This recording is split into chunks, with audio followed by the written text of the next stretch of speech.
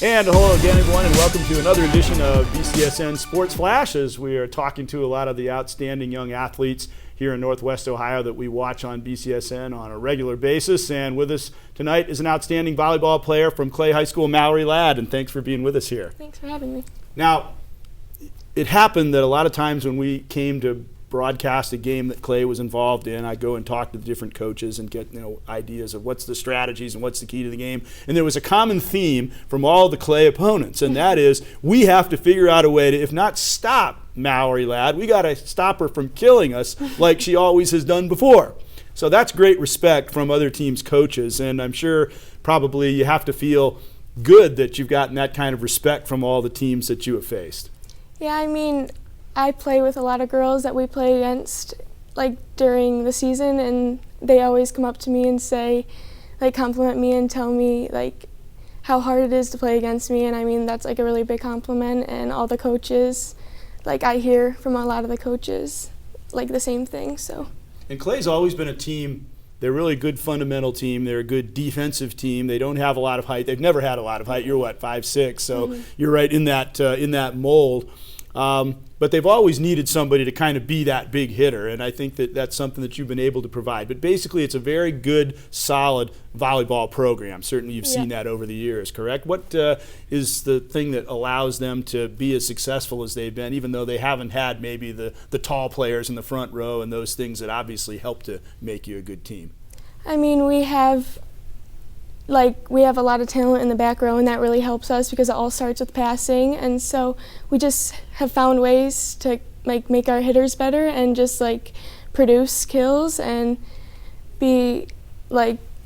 produce everything we need. And it's just been easy with the great coaches that we've had, and they and the hitter is going to be the first one to say that you got to have a good set. So you have a good hit, and you got to have a good pass to have a good set to have a good hit. So everything basically is a combination, and you're watching the match and you think, oh, they mishit that one or something. But it's all part of the whole process, and you have to have a great appreciation that you wouldn't be getting those kills if everybody on the team wasn't doing their job very well as well, right? Right, yeah. Yeah.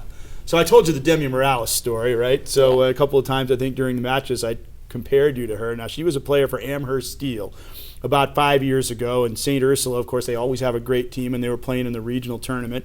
And the coach for Amherst Steel basically said, well, we have this one, I think we can win this match because we have one great player. She's only 5'6", but she's a great player. She's a great leaper. She's a great hitter.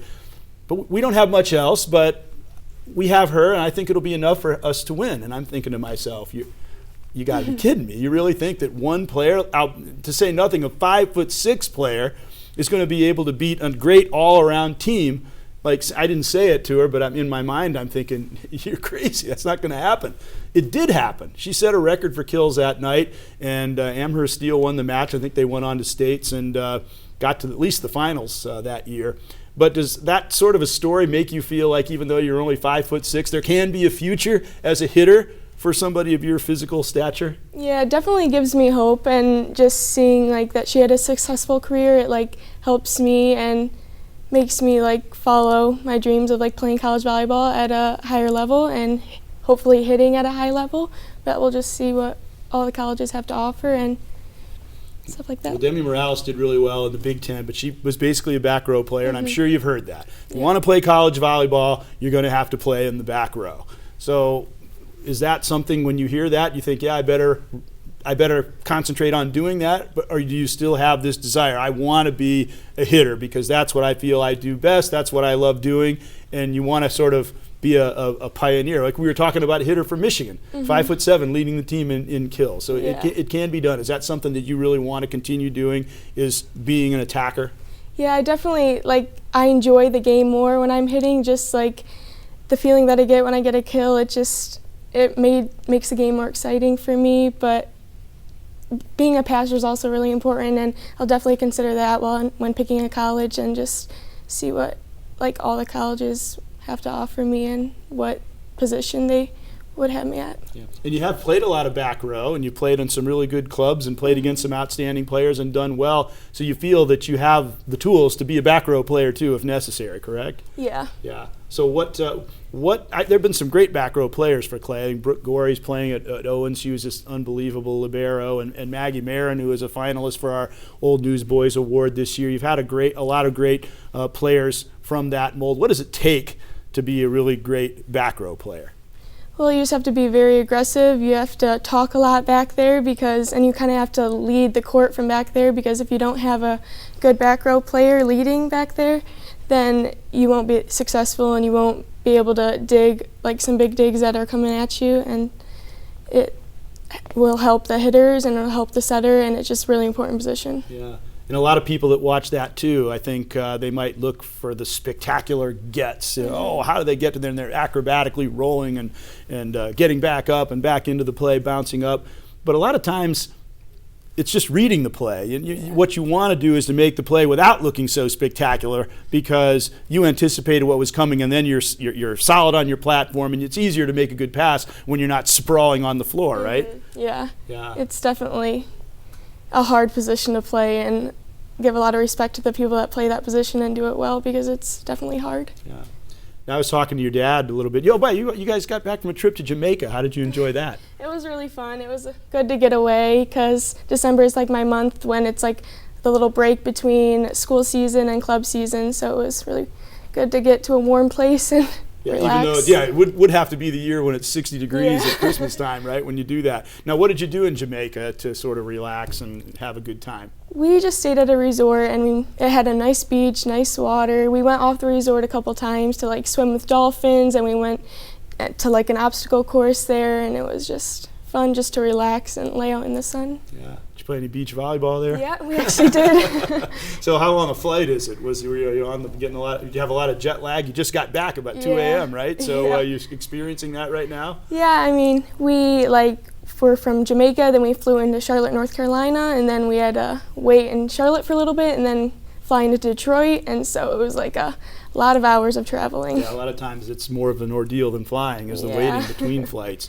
But one of the things your dad told me is that from a time basically since you were very young, you've had kind of a thyroid condition that you've had to always be concerned with, and that might have had some implications for your ability to keep being a volleyball player, and you've had to continue to take medication and really be concerned with that, but it's worked out well. Talk a little bit about what you've had to do to maintain your ability to play in spite of that.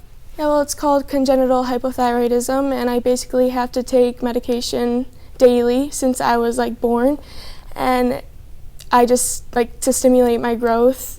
I need that medication, and when I was like little, I've always been super short, and I'm still pretty short right now, but I've like the medication, like the different dosages, like stimulate my growth, and I've just kind of dealt with it, and it's not that hard, and you got to remember to take the medication every day, though, yeah, right? And you had some other players of volleyball that were vertically challenged, and they said, "Hey, can you give me a little bit of that? Because you're supposed to grow, and the more you take of it, right?"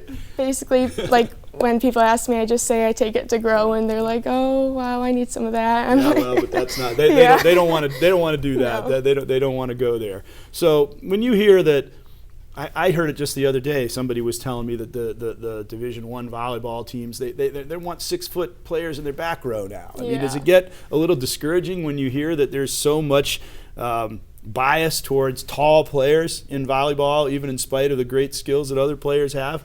Yeah, it is kind of discouraging, but I mean, I have like a great support system and people that tell me and push me every day and say I can do it, and I just get a lot of good feedback from people, and so I think that I can do it. Well, that's something people ought to remember. If the Michigan's one of their top hitters is 5'7", that shows, and you're doing that in the Big Ten, that shows that it can be done. And certainly, I think if anybody can do it, you'd definitely be someone who I would believe could accomplish that. So, hey, it's been very nice talking to you, and we'll look forward to seeing you out on the court next year for Clay. Thank you. That is Mallory Ladd, outstanding volleyball player for the Clay Eagles, and this is Greg Franke for BCSN Sports Flash.